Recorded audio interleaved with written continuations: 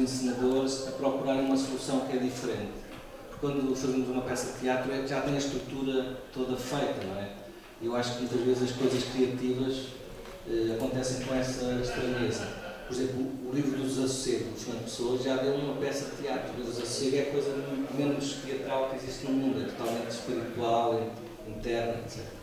E portanto, eu gostaria, se calhar, de um livro, sei lá, um livro que é um Até Eu Perdi o Meu Emprego, que é um livro que dá perfeitamente para adaptar o teatro, mas é um livro, é um conjunto de pequenos contos ligados entre si, enfim, há vários.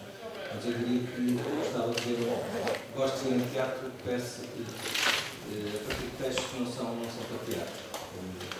Há os senhores, que alguns já fizeram, não é? O Sr. Valéry, etc., mas acho que são muito teatrais. O Sr. Valéry e o Sr. Calvin acho que davam peças.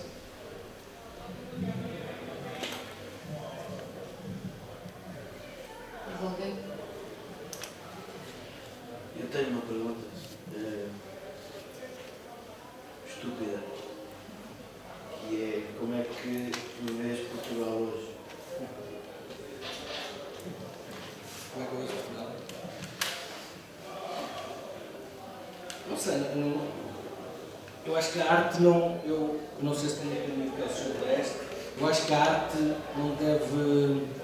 Um artista pode falar de política, mas a arte acho que pode não ser política. Eu tenho um livro sobre este também, claro, em que, por exemplo, esta questão do Santiago Sierra, não é? Que ele está a fazer política, mas de uma forma artística, se calhar não da melhor maneira, mas pensando não em termos de obra de arte, pensando em termos pessoais, eu pessoalmente estou muito mais contente com Portugal hoje do que estava há um ano ou um ano e tal. Acho que há uma... Podemos falar dessa parte política, mas há uma espécie de extensão que se criou. Eu acho que Portugal tem um problema que é muito antigo, há uma espécie de medo de arriscar, que tem a ver com uma certa pobreza já, que é muito clássica. Acho que Portugal é muito conservador. Nós temos muitas vezes um juízo crítico muito violento. Quando alguém erra, quando alguém arrisca e corre mal, normalmente é muito bonito. Eu acho que isso é uma das características que nenhum governo ou nenhum presidente, por mais simpático que seja, infelizmente conseguiu alterar. Por exemplo, os Estados Unidos têm coisas que eu gosto e coisas que eu não gosto nada, não é evidente. Uma das coisas interessantes dos Estados Unidos é, até a nível empresarial, eles valorizam o risco de uma forma que nós não valorizamos. Por exemplo, para dar um exemplo concreto, o meu irmão às vezes estudou em Harvard e, portanto, teve muito contacto com esta experiência. Por exemplo, em termos de economia, se alguém se candidata a um lugar importante em termos económicos, ou um gestor, e, por exemplo, apresenta um currículo sem nenhum falhanço, normalmente não é aceito, porque é considerado, eles ficam com a noção que é alguém que não arrisca. Não é possível a pessoa arriscar muito e não falhar, não é possível. Vai arriscar muito, muitas vezes vai falhar, algumas vezes vai acertar. E, por exemplo, para a lógica empresarial americana, o que interessa não é acertar sempre, é arriscar para conseguir acertar de uma forma absolutamente invulgar. Ou seja, por exemplo, quando nós vemos aqueles monstros das tecnologias, não é? Do Google, da Amazon, etc., eles pensam exatamente assim. É uma coisa que podemos não gostar da ideia, que tem a ver com ganhar muito dinheiro. Ou seja, a lógica americana é: eles não querem ganhar pouco dinheiro, eles querem ganhar muito dinheiro.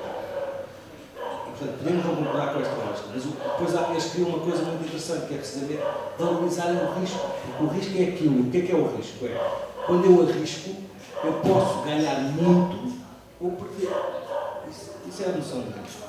E eu, por exemplo, uma coisa que eu acho que é característica de Portugal, infelizmente, é o medo do risco. Absolutamente, as pessoas têm pânico de arriscar. Porquê? Porque quando falham, não têm uma segunda oportunidade. São absolutamente colocados de lado, alguém é um falhado, Alguém que falhou uma vez é um falhado.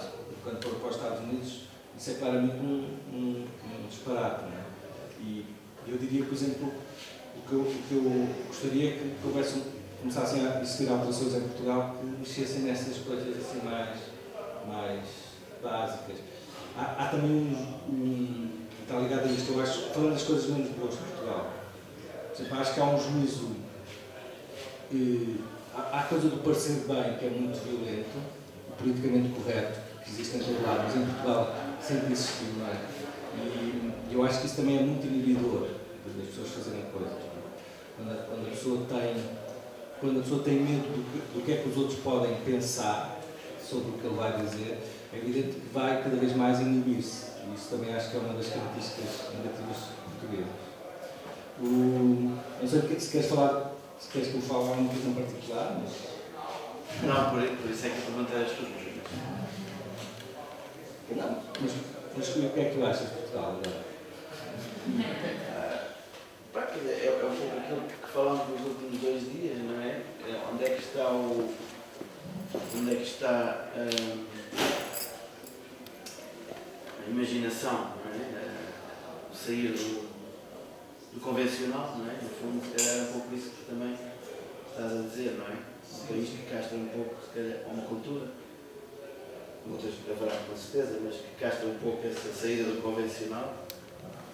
Sim, permeia muito o falhanço nessa saída e não a segunda oportunidade.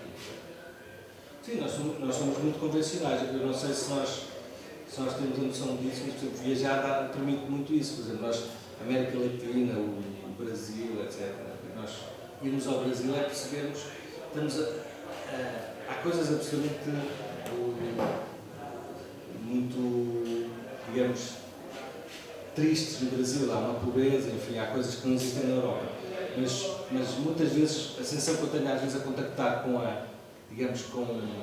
algumas pessoas do Brasil é a sensação que eles têm um patamar de cultural e de viver, de saber viver, que nós ainda estamos muito longe disso.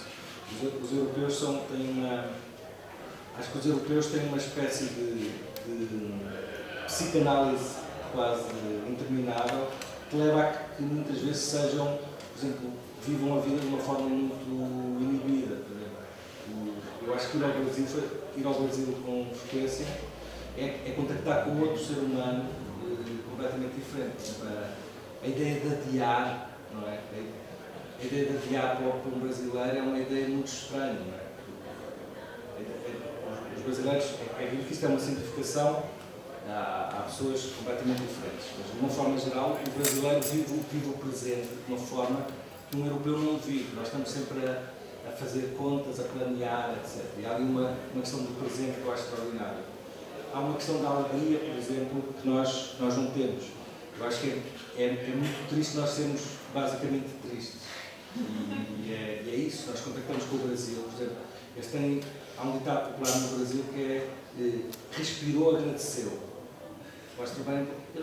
Eu vi coisas no Brasil impressionantes, sei lá, pessoas às 6 da manhã numa caminhoneta, a ir trabalhar às 6h30, assim e tal, portanto, um trabalho duro, violento, e as pessoas com batuque às 6 da manhã a cantar. E vi, por exemplo, coisas que em vários sítios no Brasil, vi pessoas a fazerem, por exemplo, levantarem pesos fortes e a estarem a contar anedotas enquanto estão a fazer um esforço gigantesco. Por exemplo, em Portugal, acho que podemos estar a fazer até um trabalho mais confortável, estamos a rogar pragas, a dizer que é uma injustiça nós termos esse trabalho tão chato. E nisso eu acho que, por exemplo, há uma aprendizagem sobre a felicidade que também acho que faz falta aos europeus e aos portugueses em particular. Acho que nós somos muito incompetentes no trabalho de ser felizes, nós somos muito formados. E isso é uma coisa que não se altera. Não se altera assim com eleições. É interessante que as eleições pudessem alterar. Acho que alteraram ligeiramente. Acho que, por exemplo, acho que este presidente, podemos gostar de mais coisas ou menos coisas, mas tem uma coisa que eu acho muito bonita, que é a coisa de ser feliz. Não haver complexo de ser feliz. E isso eu acho acho muito interessante. Nós temos muito complexo de mostrar que estamos felizes. Não é? Dizer como é que está? Há mais ou menos um medo de se alguém diz, está ótimo, mas ficamos com o diálogo, não é? Assim, e é interessante, por exemplo, nisso no Brasil perguntamos a algum brasileiro como é que está e ele, boa, tranquilo, não sei o quê. Ou seja, é uma coisa completamente positiva e nesse aspecto, por exemplo, nós acho que temos muito a aprender com isso. É curioso, agora estava a lembrar-me do que disseste no início em relação à árvore, acho que era a árvore que era inútil, não é? E achei curioso agora nesse discurso sobre a política, que justamente o inútil que o Presidente da República será a base muito do governo concreto e muitas mudanças, não é? Desculpa, não. Quem opera as mudanças, ou quem operou as mudanças, ou está a operar as mudanças, ou opera em geral, para o bem e para o mal, as mudanças políticas no país, é mais o governo do que o Presidente da República, digamos, não é?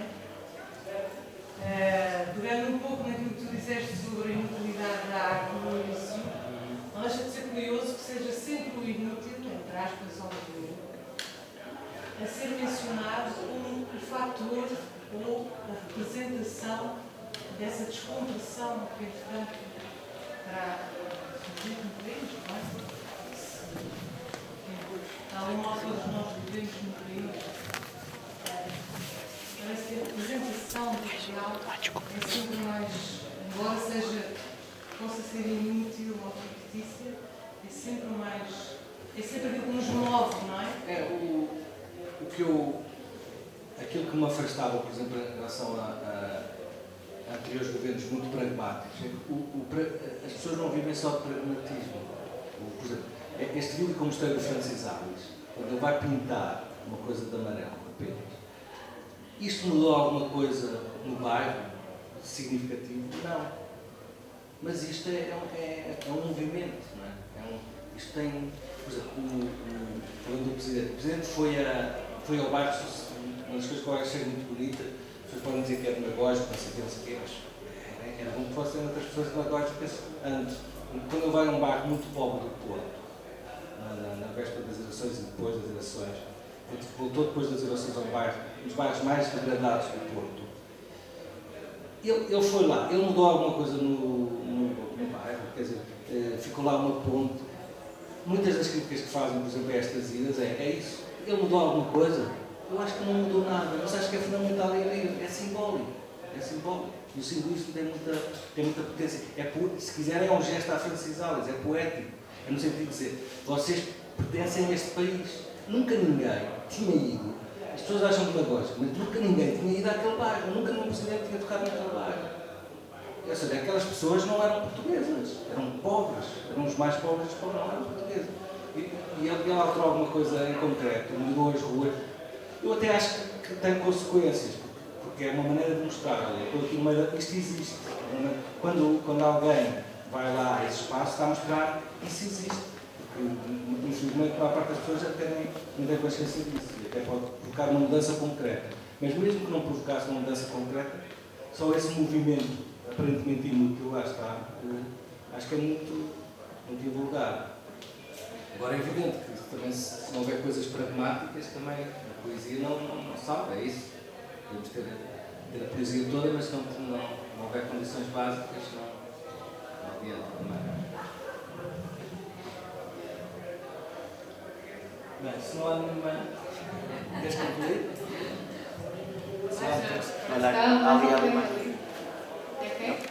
Eu acho que a performance... Não posso, sim. Mais alguém? Não? Sim, não? Ok. Pronto, como a Renata disse, mas eu não estava esquecida, juro que não estava esquecida.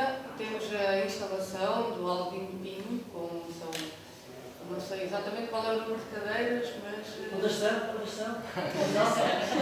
Estávamos aqui a falar de uma hipótese de título para... Podemos falar sobre isso? O título é Uma Massa, não é? Sim, mas depois havia uma outra hipótese que foi lançada e agora com a tua pergunta, quantas cadeiras são? Gonçalo pode responder. Não, quer dizer, estava a falar com alguém, uma coisa muito interessante na arte é que às vezes o título pode mudar por completo a obra, não é? E alguém estava a falar que o título era Uma Massa. Uma Massa.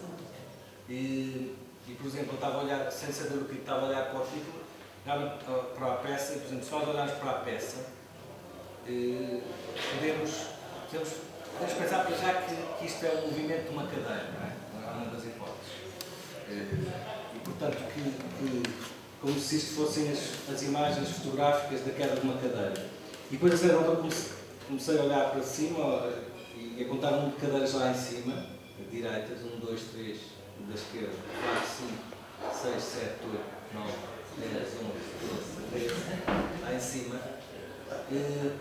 E por exemplo, se o título, em vez de ser o que o Albino disse, se o título fosse 13 cadeiras, por exemplo, nós olhávamos para ali e tínhamos um itinerário pela obra de arte completamente diferente. E, por exemplo, até se acrescentássemos, não estou a dizer que é melhor que é pior, estou a dizer que altera por completo a leitura da obra. Portanto, há lá 13 cadeiras em cima. O facto de serem 13, por exemplo, é logo um número com uma forte, uma etc. Mas, por exemplo, se dissermos 13 cadeiras em queda, também altera completamente ainda mais um pouco a leitura. Podemos ver como se isto fossem apenas 13 cadeiras e o que estamos a ver em baixo fosse a queda daquela cadeira. Nós vamos vendo uma espécie de frames com volume, não é? Frames, imagens materiais dessa queda. Mas é muito interessante isso, nós podemos quase brincar a dar títulos para mudar a leitura, também podem ser a ascensão de 13 cadeiras. Não, mas aqui nesta questão... Mas é uma grande obra, aqui foi o teu livro, o Atlas, com a imaginação, que eu conheço, e quando propuseram fazer uma instalação, objetivamente pensei nas cadeiras, porque pensei na figura enquanto um lugar, e a cadeira, além do corpo, também é um lugar, onde nós estamos mas também é um lugar vazio, portanto, é uma estrutura, a cadeira é uma estrutura, e a pintura, para mim, é uma estrutura em movimento, que não tem, às vezes não deveria ter uma lógica tão gravitacional, tanto peso, a cultura tem muito peso, não, devia ser uma coisa muito mais leve, nós experimentamos coisas e corremos esses riscos, falaste há um bocadinho, e criamos acidentes. Esta própria estrutura a ser montada foi piada, digo, com o António e com o Amarelo, nós brincávamos, para além de sermos muito pragmáticos, porque o Amarelo tinha que ir à pesca no dia seguinte e queria andar a perna, sabe? Mas ao mesmo tempo brincávamos, isto é engenheiro, vai aguentar, pronto, mas agora já se vai aguentar. E foi o primeiro a experimentar, por exemplo, neste caso foi o primeiro a experimentar a estrutura. Portanto, se a cultura tiver esta liberdade, se tiver esta liberdade de mexermos nela, de não termos preconceitos, não sermos preconceituosos em relação à alta cultura ou à cultura que se faz mais leve, com estas sequências que gostamos. Nós adquirimos uma estrutura dinâmica em que não é piramidal, não vai haver um artista, mas vai haver um lugar onde várias pessoas vão poder estar, independentemente de serem artistas ou não serem artistas. Ou seja, aquelas 13 cadeiras no fundo simbolizam que um toleiro, que não é um toleiro naquele sentido negativo da cultura de tens um toleiro, não? É um toleiro em que, como é dinâmica, tu vais estar lá hoje, amanhã vai lá estar eu, depois vai lá estar outro, queria representar essa cor, cultura, teatro, teatral também, mas foi uma coisa muito mais democrática, muito mais fluida, não é democrática, é fluida. Vai acontecer onde todos podem estar, onde todos podem não estar, continua alguma coisa a existir. Não estejamos lá sentados em cadeiras, também com esta dimensão e simbolizá-la para a nossa existência, seres culturais. É engraçado que a palavra cadeira, no outro dia estava a falar sobre isso. Cadeira tem esse grau de liberdade, mas também tem a coisa de nos sentarmos, não é? De ser um sítio, uma posição. Por exemplo, pensar na faculdade, os nomes das cadeiras, não cadeira para liberdade. Há dois nomes, se nós pensarmos dois nomes do conhecimento que é transmitido na faculdade, é cadeira e disciplina. São dois nomes horríveis. Horríveis. Não é? Cadeira de matemática. Cadeira, é assim uma coisa. E a outra é disciplina. E o ensino está muito aí, ao contrário da tua obra, é cadeiras separadas, todas divididas. E eu acho que a arte é muito mais isto, é uma espécie, por exemplo, seguimos a dança, a imagem, é muito isto. De certa altura nós não percebemos o que é a imagem, o que é a dança, o que é teatro.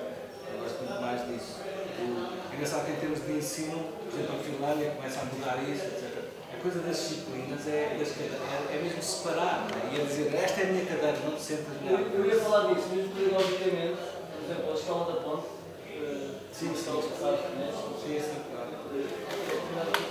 E essa escola misturou isso tudo também. Portanto, culturalmente, aqueles alunos dos 10 aos 16 anos têm uma experiência, uma vivência pedagógica onde não existem cadeiras separadas, aquilo está desvinculado. O que eles transportam, o vão transportar futuramente são aprendizagens e subtilidades muito mais integradas, né, para experimentar coisas do que tivessem dito.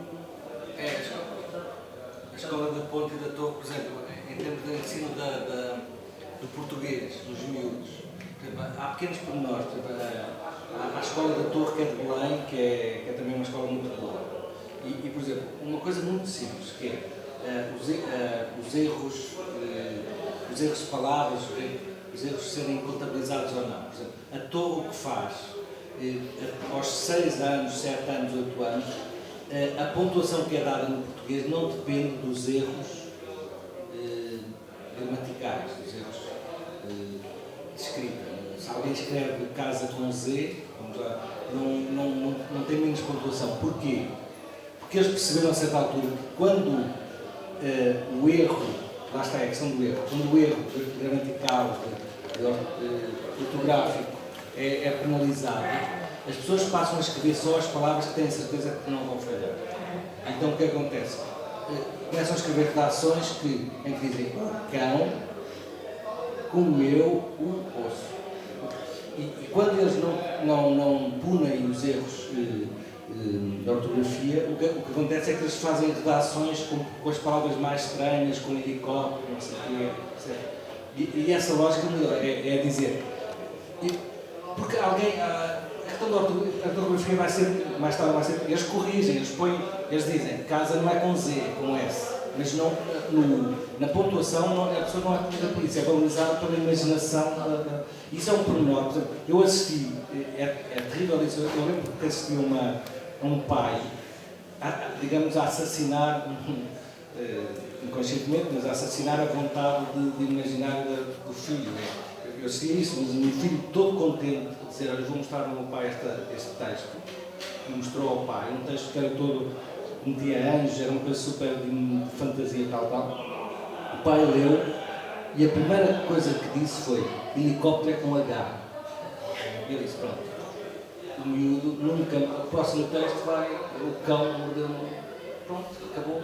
A questão do erro é muito, o que é que nós valorizamos, o que é que nós achamos mais importante.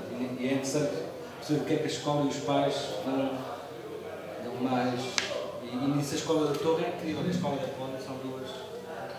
Mas então, ligando isso à conversa de há um bocado de Portugal, se calhar a solução não é do mesmo governo, não é? Começa na escola. Trabalhar como foi. É mesmo. Começa no risco. O tal para mim era o risco, não punir. Sim, e valorizar muito por exemplo, eu tenho um colega que fala muito da questão da educação das crianças e realmente há por exemplo, é natural, mas há um medo, agora os pais têm um medo, não é? Coisa de não corras. Se nós, quase todas as primeiras, digamos, frases que rodeiam uma criança é o não corras, não fales assim, é um não muito violento. E o que me parece também mais interessante é realmente a questão, por exemplo, da curiosidade. Eu costumo defender, por exemplo, o final clássico de uma aula de miúdos é Então entenderam tudo, então podem sair. Eu acho que isto é um erro, eu acho que as pessoas deviam sair sem entender alguma coisa. Pode parecer estranho, porque é o facto de não entenderem alguma coisa que provoca curiosidade. Eu acho que quando as crianças dizem entendemos tudo, então continuam. Só saímos daqui quando vocês não entenderem alguma coisa. Eu tive, por exemplo, talvez a pessoa que mais me marcou, um professor de mestrado na Universidade Nova. Eu tinha 22 anos, era uma turma muito interessante, pessoas que agora estão a fazer coisas que eu acho que são interessantes. Nós tínhamos 22 anos, já tínhamos lido alguma coisa, mas apanhámos um professor, que é um professor extraordinário, que se chama José Bragança de Miranda. E ele, em 5 minutos, falava de 20 autores, de 20 teorias, etc.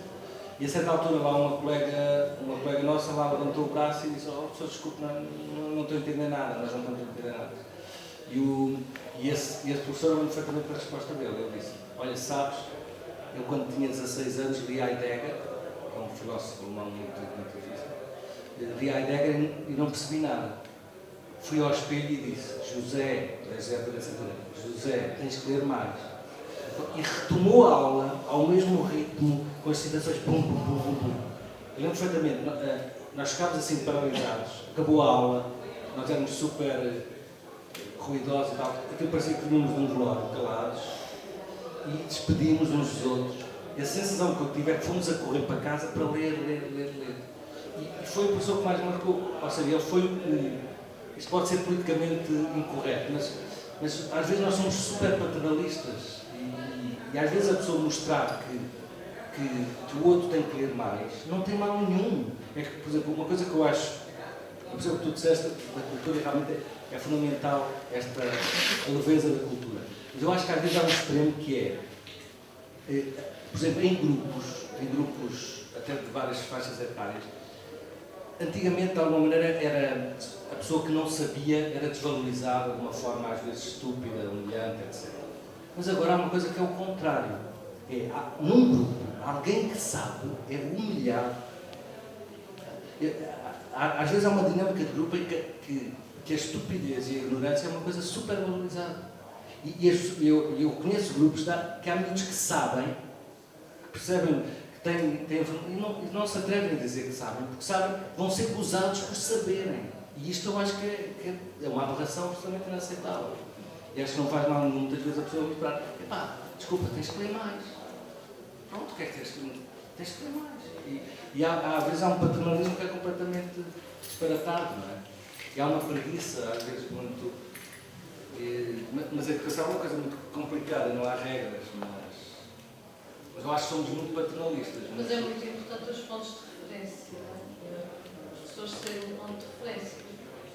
Esse teu professor foi um ponto de referência, não é? Sim, é importante isso. Com uma criança, já tens 22, mas uma criança pequena, chega à primária, o professor da primária é que sabe, não é? Esse é o ponto de referência máximo que ele tem. E se esse professor for bom e for dinâmico e conseguir não ser tão convencional e trabalhos de casa, melhor ainda, a aprendizagem vai se tornar uma curiosidade e não se vai tornar uma coisa obrigatória, não é? É que o fundamental, por exemplo, em aulas, eu acho que não é a aula propriamente dita. Ou seja, se o professor dá 2 horas por semana a um aluno, não é? Se aquele professor está convencido que o mais importante é a informação que ele dá na aula, quer dizer, ele está a influenciar 1 hora em 24, mais 1 hora em 24, isso não tem peso nenhum. O peso é quando se dá 1 hora e aquela hora contamina todo o dia. Por exemplo, quando alguém sai da aula, alguém falou de um autor extraordinário. Por exemplo, se alguém for procurar o Francis Alves amanhã ou Santiago Serra, pronto, é isso. Ou seja, não é coisa ficar retida numa hora. Compreenderam, está tudo compreendido, portanto, isto já está, esta hora terminou aqui. Não é isso, é uma espécie, eu acho que a educação deve ser uma espécie de inundação. A aula inunda as outras horas. E, por exemplo, esse professor, eu acho que ainda hoje estou a ler por causa desse professor, não é? Temos que ler mais.